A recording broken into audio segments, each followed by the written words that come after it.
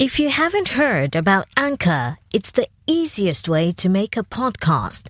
Let me explain. It's free.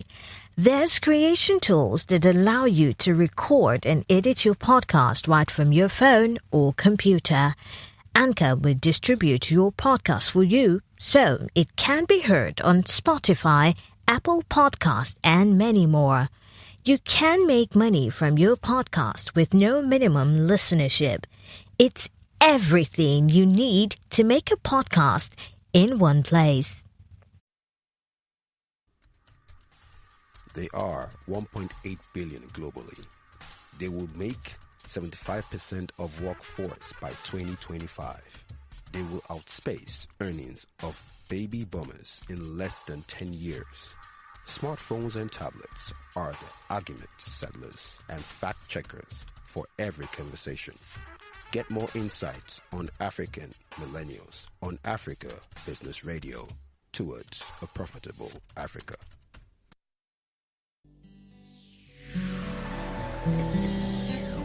S Cool on the beat.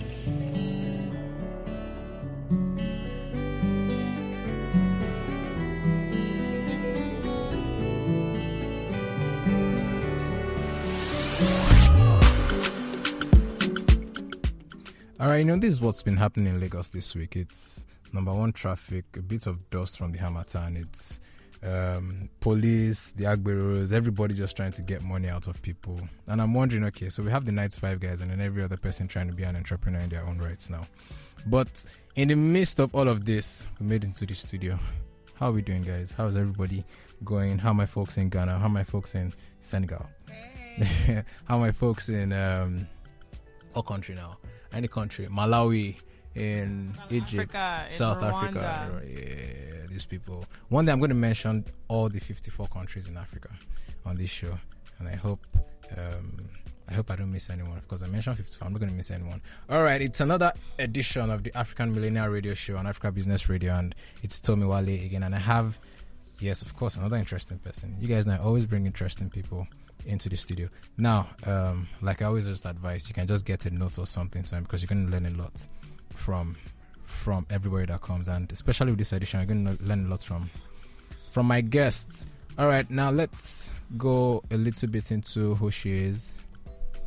Born in Canada to Senegalese parents, she's a Pan-African strategy and communications professional and a passionate financial inclusion advocate. She has lived... she's also a radio host. All right. We have 2 radio hosts in the show today. She has lived in over 11 countries: Canada, Madagascar, UK, Kenya, Italy, Swaziland, Rwanda, Cameroun, Senegal, Mozambique, Nigeria, and has visited many more. She speaks French and English fluently, in addition to conversational Spanish. Lehlé, how are you? I am good. I'm so excited to be here. I mean, I've been looking forward to the day when they come into the studio.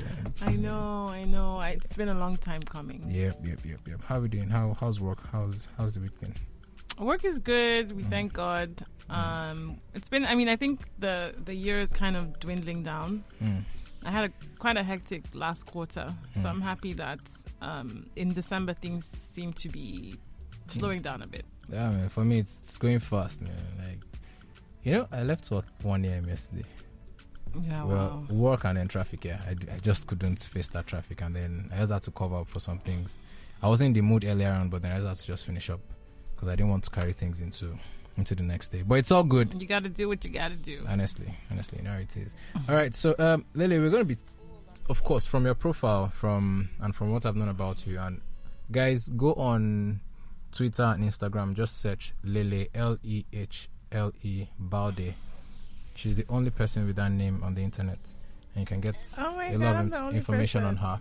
And then you can go on our website also, lehlébalde.com, and read a lot about her. So you can have that opened on your phone or something while you're listening to this edition. So you see where I'm coming from with some questions that I'm going to be throwing, and some things that she's also going to be saying also to us. All right, Lehlé, you've lived in 11 countries.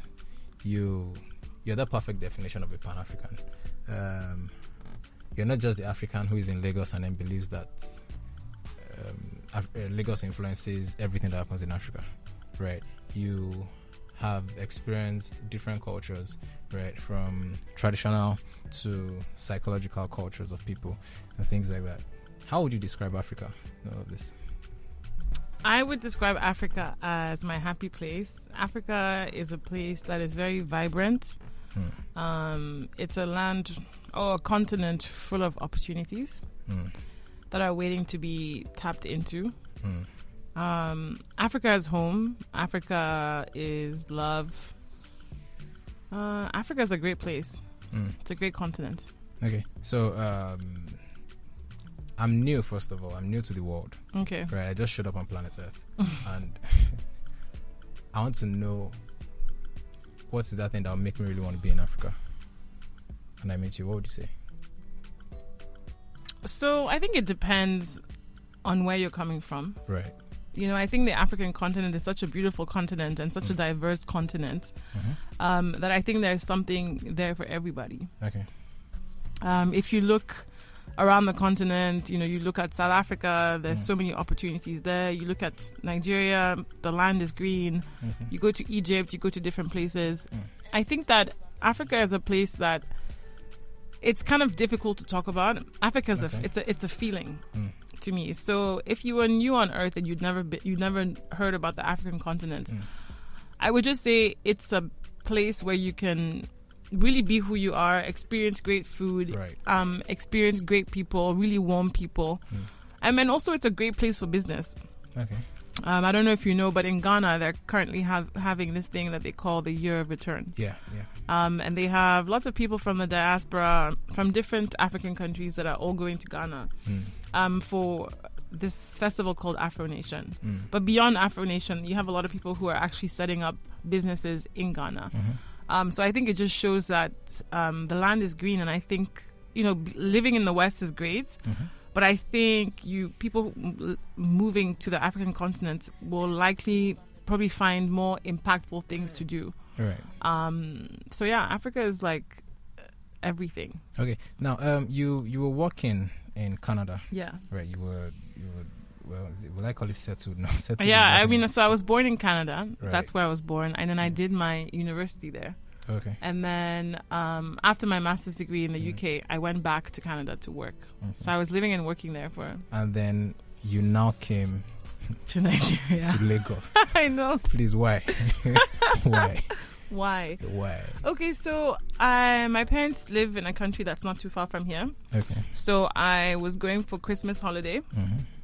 And then I came across a conference that was happening, actually, called, I'm sure you guys know She Leads Africa. Yeah, absolutely. Shout out to She Leads Africa and Afua Osei and her co-founder Yasmin as well. It's basically a platform that is there to support young African women in the workspace. So they were having a festival called the Slave Festival, and I had come across their Instagram page. So upon doing further research, I saw that it was an amazing platform to learn from different young women who, you know, were serious about their careers, serious about enterprise. So I said, you know what? Nigeria is only an hour flight from where I am. So let me just go. I have friends from university and my master's, so I'll just make it a trip. And then I guess something that was supposed to be a 2-week trip turned into how many years? 2.5 years now. So for me, I think the reason why I moved here, and you will know because you're one of the people who I met quite early on my journey, I was just really inspired. I came here and I felt like everybody was so enterprising, everybody was so business focused. I mean, even just walking around Lagos every day, you see the hustle, you know, from the people on the street that are selling different foods, that are selling different drinks, you know, whether it be a security guard that's a security guard by day but has a side business, or whether it's you know, your house help who works with you but then has like a shop near her area. I just found that people were very enterprising, and I'm speaking about the grassroots level, but also just, you know, being around people that are my age, people that are that have similar backgrounds to me. It just was so interesting to see how Nigerians are problem solvers and are trying to create different industries, you know. And so I found that really inspiring. I was looking to move back to the African continent because, as you mentioned, I've lived in about 8 African countries. So yeah, I always say I came for a conference and then ended up staying. But I really believe that I found what I was looking for in terms of what I felt like I could contribute to the work that I was doing. So living in Canada is great, don't get me wrong. I mean, people always make jokes like, oh, Lehlé, you're coming to Nigeria when everybody's like going to Canada. Exactly. But I mean, the thing is, I think everybody's path in life is different. Some people want to live a Western dream, which is totally valid and totally fine. But for me, I think the dream that I want to live is the African dream. Right. So what better place than to start than here? Nigeria, I guess you guys are considered to be Africa's giant, Africa's largest economy. And also being from Senegal, from an ECOWAS country, it makes it easier to work here. So for me, it's been 2.5 years of extreme learning. I've learned so many different things when it comes to work, when it comes to dealing with people, when it comes to being patient, when it comes to being street smart. I think before I came, I think I was living in a bubble that needed to be desperately popped. And I think that I'm grateful. I'm really grateful. Nigeria has become a home to me. And it's been great. It's been great 2.5 years full of learning opportunities. Wow, I mean, you sound like an evangelist now. Are you trying to process the visa, the Canadian visa right now? I'm sure if you listen to Lehlé, you stop that process. All right, let's have a short break and then we'll come back to talk more about structure and how to do your own thing and find your way around growing what you want in Africa. Yay. All right, then let's have a commercial break and we'll be back.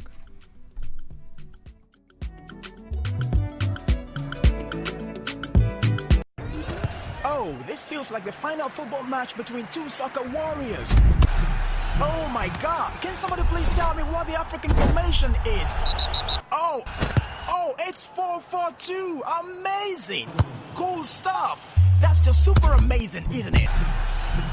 Africa Business Radio is doing 4-4-2 on the news with 40% Nigerian stories, 40% African stories, and 20% global stories. Now that's what I call a homegrown, heart-breaking goal! Go! Yes, go! We are the wind in the sails of your business. We are your compass. Chart your course towards your targets. Africa Business Radio. Toward a profitable Africa. Exploring the African narrative.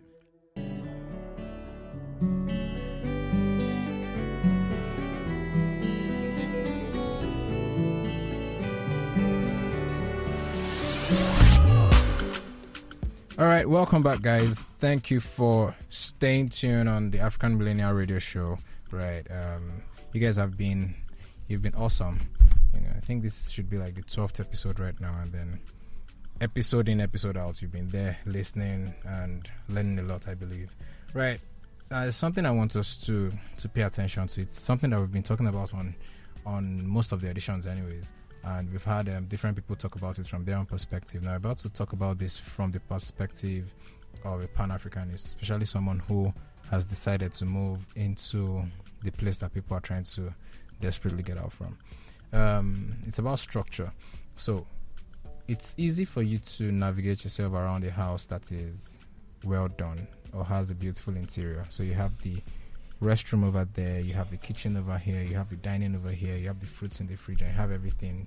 You can just move around freely. There's lights, there's all of those things. Now, it's hard for you to move in a building that doesn't even exist, right? Even if the building exists and is not well done, it's hard for you. You have to maybe get a light by yourself and do all of these things so that you functioning every day in a building that exists and a building that does not exist is like a polar difference.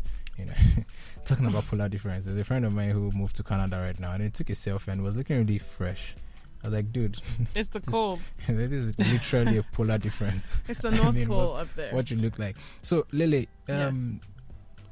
what has your experience been, right, trying to grow your brand as a communication strategist in an environment that doesn't have the things that you would easily have in the West?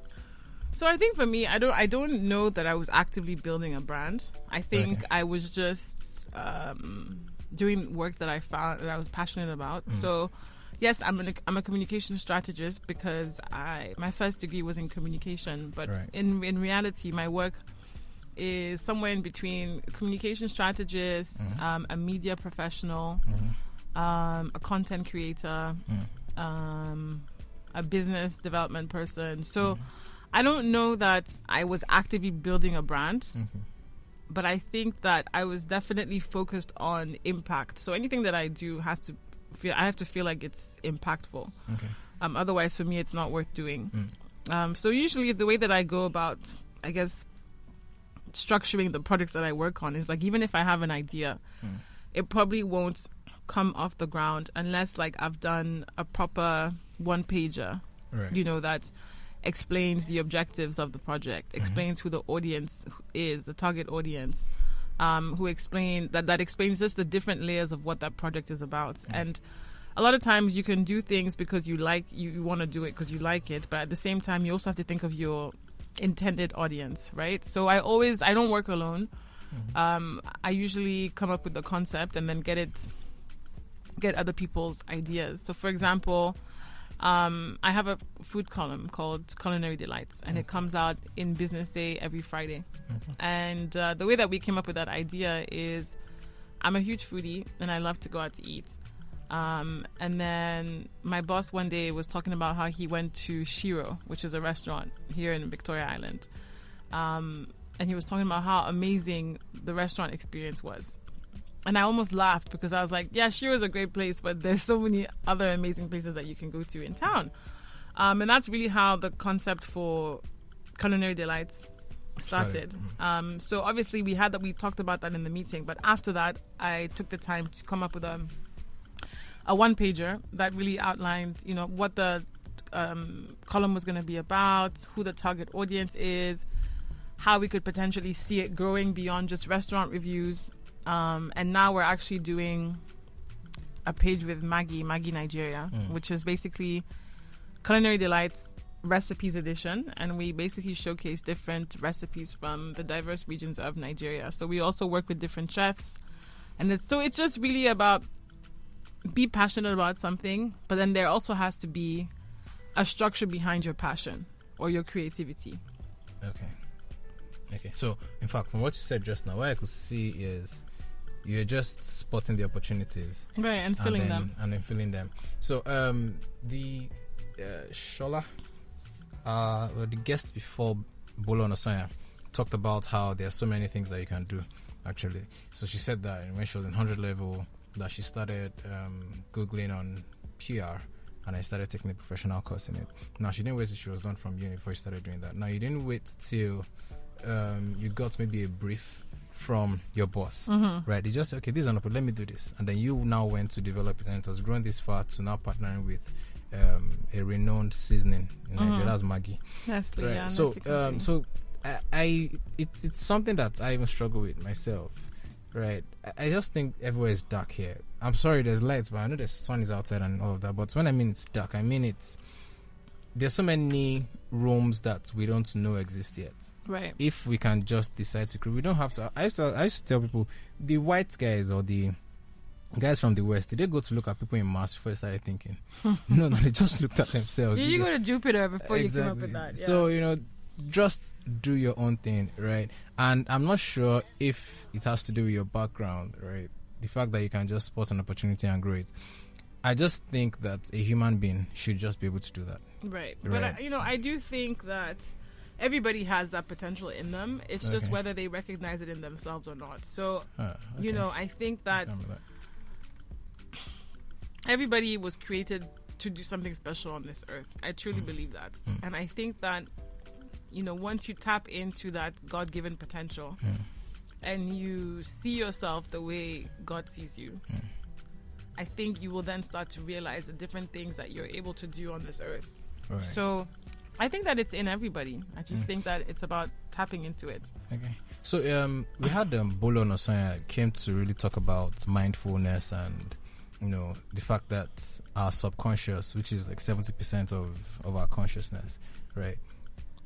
influences what we do consciously, right? And most of the things we think about, right, maybe our experiences from when we were born, the school we attended, everything influences what is stored up in our subconscious. So subconsciously, if you're driving, right? You're not consciously driving, but then you're consciously thinking of something. You're consciously trying to send a text. You're consciously waiting to see the policeman. You're consciously trying to pay for the toll gate. You get what I'm saying?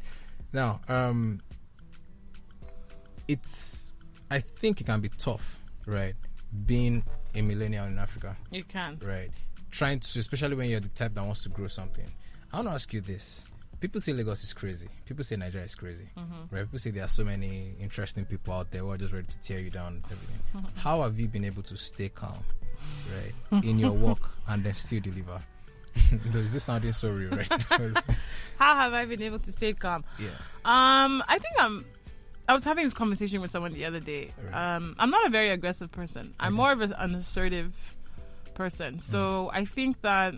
So I'm not always calm, I think... But I've learned to understand that if anybody is able to get a reaction out of you, it says more about you than it does the other person. So okay, that's tweetable. Yeah, so one thing that I try to do is like understand that people can only really meet you as deeply as they've met themselves. That's one thing that I go by all the time. So I try my best not to take anything personal. Okay. I also have very clear boundaries, professional boundaries that I think I try to abide by. I respect myself and respect others. So I expect the same in return. And I'm not afraid to speak my mind when necessary. So yeah, I think for me, like, it's just a balance of understanding like what you're supposed to do with your work and what comes with it. Setting boundaries are healthy. And also understanding that everybody, like, Lagos is a crazy city. Like, everybody is stressed out. If you look at the traffic, I mean, you can be in traffic for 3 hours. If you're not getting stopped by the police, you're almost getting into an accident when you're driving. So there's a lot of things that happen day to day that only really Lagosians can understand. Like, even when I go to Abuja, it's like a completely different situation. Or like even when my friends come from Abuja and they're like, oh, Lehlé, I'm in town, like, I'll see you today at 6 p.m. I'm like, dude, we need to plan this thing in advance. It doesn't work like that. So yeah, I mean, I think you just have to really, like, I think the knowing of self is key in every interaction, and also being able to learn. And also being able to say sorry when you're wrong, because nobody is perfect, right? So if you mess up and you can kind of see that, okay, maybe I overreacted here, or maybe I could have gone about this a different way, don't be afraid to apologize. I think it's a sign of strength. So I think for me, how do I balance it all? I try to be as knowledgeable about myself as possible. I try to lead with respect, set boundaries, and I'm not afraid to speak my mind if something makes me uncomfortable. Yeah. All right, that's good. I mean, you just further reiterated what Bolu said, and I like that. For double, is it for emphasis now? Right. I mean, I'm sure my listeners have taken that again, and then take two, and I'm also taking that into myself also. So yes, there's the talk about financial inclusion. Yes. Right, and a lot of people see it, financial inclusion. Okay. They're like, what is financial inclusion? Now, this is. I think this is going to be another opportunity for people to understand it. And then, so can you just break it down for you? Sure. So financial inclusion essentially is a state whereby everybody in society has access to financial services and products. So essentially that means that people have access to bank accounts, they have access to credit, insurance. They actually have money in their accounts to be able to allow them to take themselves to a higher level on the socioeconomic level. Okay. Essentially, so in Nigeria, so the World Bank has a 2020 goal to achieve 80% financial inclusion worldwide. Okay. Currently, the financial inclusion rate in Nigeria is only 51.9%, meaning that over 48% of the population is considered to be financially excluded, which means that basically living below the poverty line, don't have access to a formal way of saving money, which basically further reiterates poverty around us. So if you look around, and I'll give you a very easy example for people to try and understand what this looks like. So when you take taxis, for example, like I work in Apapa, so sometimes I take the ferry, other times I take Uber, and other times I've had to take taxis. And not like they're cabs, but they're not Ubers. What do you call them? Taxi, yellow cabs, yes. So I remember one day, it was in 2017, I had missed the boat, and I was like, okay, I'm going to have to take one of these cabs to get back home. And then when we got to my place of residence, I was like, okay, send me your account number so I can do a transfer, because I didn't have cash on me. And the guy was like, I don't have a bank account. And I was like, I didn't believe him in the beginning. I was like, how can you not have a bank account? But then essentially that is what financial exclusion is, and it's all. And I'm making that point to show how it's all around us. You know, we take it for granted. We can make transfers. We can do *747 with GT Bank, or we can log on to, you know, our Access Bank or Sparkle platforms and make transfers. But a lot of people don't even have that kind of inclusion. And that basically, it stops you from being able to access loans. It doesn't enable you to be able to further your business, because most businesses, well, the reason why they fail is because A, lack of structure, and then B, lack of funds. And in Western countries, financial inclusion levels are higher because lending institutions have more favorable interest rates. So essentially, financial inclusion is the state whereby people have access to financial services and products. Currently, I wouldn't say that Nigeria is a country that falls under that category, but I mean, there's definitely been changes. I was the anchor of a radio program that was powered by the Gates Foundation, and it was called Financial Inclusion Today. And essentially, we brought together stakeholders, decision makers in the space to talk about the viability of financial inclusion in Nigeria. So we brought together people from the CBN, who are essentially responsible for creating policies that are favorable to everybody when it comes to monetary policy. And they, you know, through the work that we were doing, you know, we were writing different articles, we had a radio program, we would do different events. And in June 2018, I'll never forget, my colleague Endurance wrote an article. And it basically was calling out the CBN for their financial inclusion policy that we didn't feel that was adequate for the 2020 80% inclusion goal. By the World Bank. So because of that article, I think they actually decided to change the financial inclusion, to review the financial inclusion policy. And then they reinstated one in December of 2018. So it's nice to see that, you know, I believe that in media, when you work in media, you have a platform and you have a responsibility to talk about issues that are plaguing those in society who cannot speak for themselves. So, you know, while the progress is still very minimal, you know, we're glad that things are improving. Are we going to reach 80% financial inclusion by the year 2020? No. That's not going to happen. I was wondering. Yeah, but I think in other countries, they've been able to improve it by, you know, the collaboration between telcos, which is like telecommunication companies like MTN and Airtel, and then also banks. So they probably need to come together to come up with a way to merge their different product offerings to come up with a way to actually include I was thinking about people. That too. Right. Because I was thinking they have almost everybody's information. They have the BVN, they have numbers, they have all of that. So there's no excuse, really. Exactly. Yeah. Oh, well, I mean, that's a lot. Man, Lehlé, you're a lot, too. From being a Pan-African to being a media person to getting so involved in financial inclusion. I mean, that's really good. It's really great having you in the studio. Thanks for having me. And we've learned so much. All right, guys, we have to go right now. It's the African Millennial Radio Show again, and don't forget to go on getupinc.com to take the African Millennial Report. All right, it's Tomi Wale, and I'll see you on Wednesday. Make sure you have a very, very, very interesting weekend. Bye.